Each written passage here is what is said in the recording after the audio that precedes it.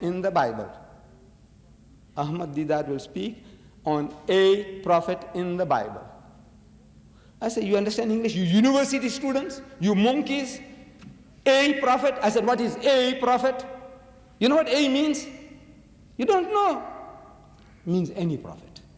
A means any. It's indefinite article. Means any prophet in the Bible. There are some 75 mentioned here. Any one of those. Are you interested in any prophet in the Bible? Is the Christian interested in any prophet in the Bible? Is the Jew interested in any prophet in the Bible? No, your inferiority complex. I say, what the Bible, you're too terrified to even write those words. Another group, I say, Mohammed the greatest. When I go there, they advertise Mohammed the Great, equating my prophet with Alfred the Great, the guy who burned the cake, or Alexander the Great, the pagan. What's wrong with you sick people? Emasculated. Said the whole lot of you. I can see, I don't know. But Allah, in His mercy, He says, do not despair.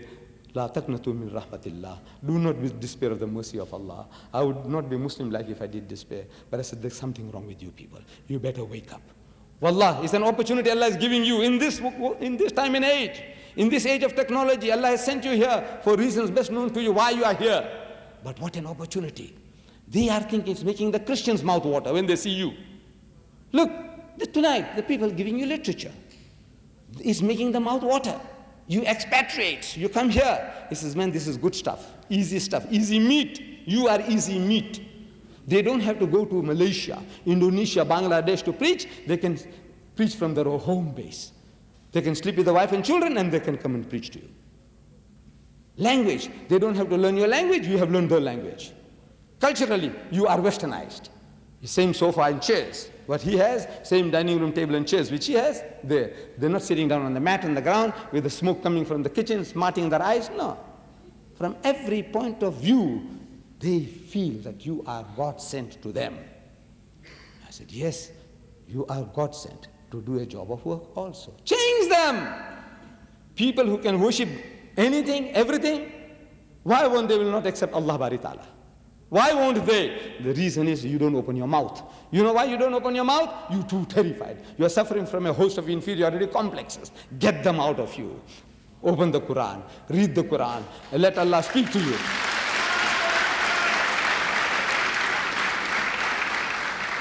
Allah will do it for you. Allow His book to touch you, your heart. And inshallah, allow Allah to talk to you. And He's talking to you in the Quran. He's talking to you and me and to every passerby in the street. Let Him talk to you. And you will not be able to sit on your backside doing nothing, waiting for the other people to come and make a mess of you, to use you as a punching bag, to use you as a doormat, to want to make nests in your head.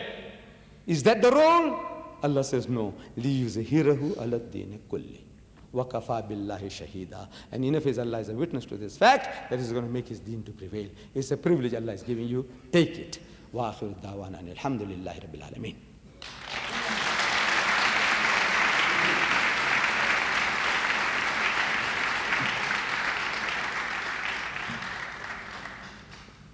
Thank you, Mr. Deedat, for giving us this lecture. The first question is, Western society often refers to the inferiority of Muslim women and their suppression. What is the true position of a Muslim woman according to Islam?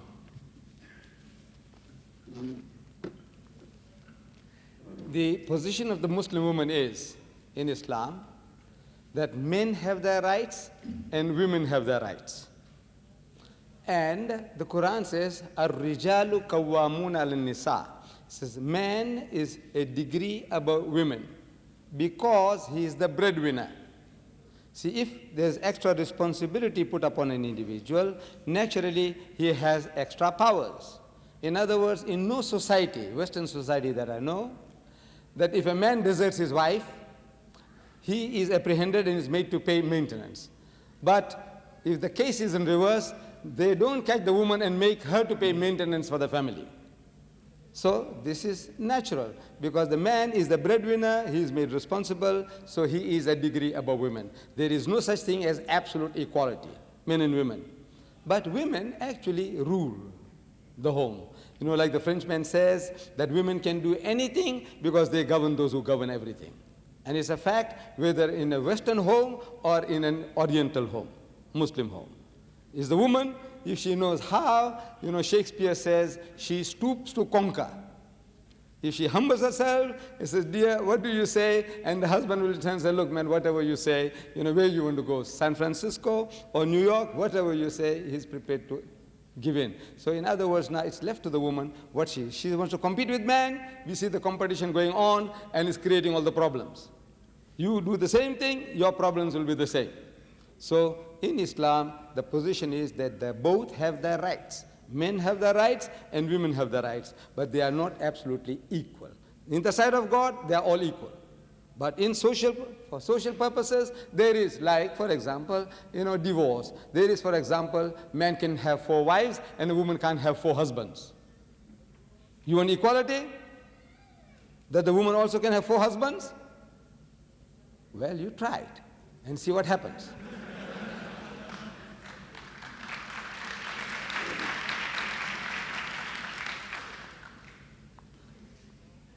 Mr. Deedat, you have talked a bit about blacks and the problem of racism. Would you please present the Islamic solution of this problem, the problem of racism? You see, Allah Ta'ala tells in the Holy Quran, Ya ayyuhan nas, O mankind. The whole of mankind is addressed, not only Muslims. Ya ayyuhan nas, inna khalaqnakum min zakarin wa unsa. So most certainly, Allah has created you all from a male and a female. وَجَعَلْنَاكُمْ شُعُوبًا وَقَبَائِلًا, and it is He who has made you into nations and tribes. لِتَعَارَفُوا, that you may recognize one another. Not that you may discriminate and exploit one another. لِتَعَارَفُوا. Inna akramakum indallahi atqakum. Says the most certainly, the noblest in the sight of God is he who is the best in conduct. This is the standard laid out by Allah Ta'ala of judging. Not race, language, color, or riches, but your behavior. And not only as a theory, see, Islam has certain practical ways of bringing this about. Everybody speaks about the fatherhood of God and the brotherhood of man. The Christian will tell you that, the Jew will tell you that, the Muslim tells you that there is but one Lord and we are all His creation, we His creatures, yes. Fatherhood of God and the brotherhood of man. But how do you implement that brotherhood? No system. Islam has a system. 5 times a day it brings people together. Rubbing shoulders. The black and the white, the rich and the poor, the African and the Indian, the Arab and the Malay, everybody rubbing shoulders, using the same taps, using the same towels, standing shoulder to shoulder, no gaps left between one individual and another in our form of prayer, salat, so that the devil might not get in between you and your brother. That devil is not the one we see in the art galleries, with horns, sharp ears, tail with a barbed hook, ruddy complexion. No, it's not that devil. When our Nabi Kareem sallallahu alaihi wasallam, he said that we must not leave gaps between one devotee and another, so that the devil might get in between you and your brother. The devil he was talking about was your race.